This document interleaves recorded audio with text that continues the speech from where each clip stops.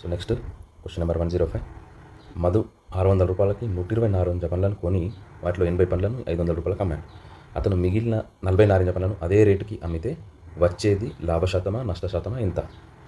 So మనకి ఇక్కడ మధు ఏం చేసింది, 120 నారింజ పండ్లని 600 రూపాయలకు అమ్మిండు, కొన్నాడు. సారీ, 600 రూపాయలకు కొన్నాడు. ఇప్పుడు మనకి 80 నారింజ పండ్లని ఏం చేసిందంటే దీంట్లోకి వెళ్ళి 80 నారింజ పండ్లని 500 రూపాయలకు అమ్మిండు. అంటే ఒక్కొక్క నారింజ పండు ధర ఎంత పడింది, దీని నుంచి ఒక్కొక్క నారింజ పండు ధర 500/80. ఇప్పుడు మనకు 2 4 2 25. సో ఒక్కొక్క నారింజ పండు ధర 25/4 రూపాయలు అయింది. 25/4.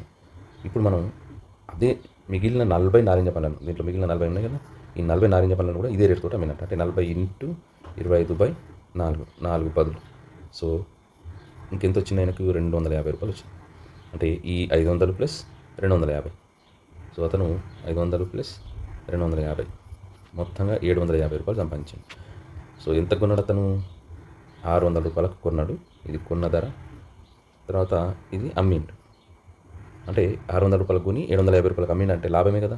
ఎంత లాభం, 750 నుంచి 600 తీసేస్తే మనకు వచ్చేది ఎంత చూడండి, 150 వచ్చింది. ఇది లాభం. సో మనం ఇప్పుడు లాభం వచ్చింది కాబట్టి లాభశాతం అనుకోవాలి. లాభశాతం అంటే లాభం/కొన్న వెల × 100. ఇదేనా కొన్న వెల, లాభం/కొన్న వెల × 100. ఇది లాభం. సో ఇప్పుడు మనకి ఈ 2 సున్నాలకు 2 సున్నాలు క్యాన్సిల్ చేస్తే కనుక, సో ఇలా 2 సున్నాలు క్యాన్సిల్ అయిపోయినాయి. 6 6 × 12, 6 5 30. సో మనకి ఎంత వచ్చింది, 25% వచ్చింది. సో ఆన్సర్ ఏది అవుతుంది అప్పుడు, లాభం 25% అనేది. సో ఇది answer. Option 4 is the right answer.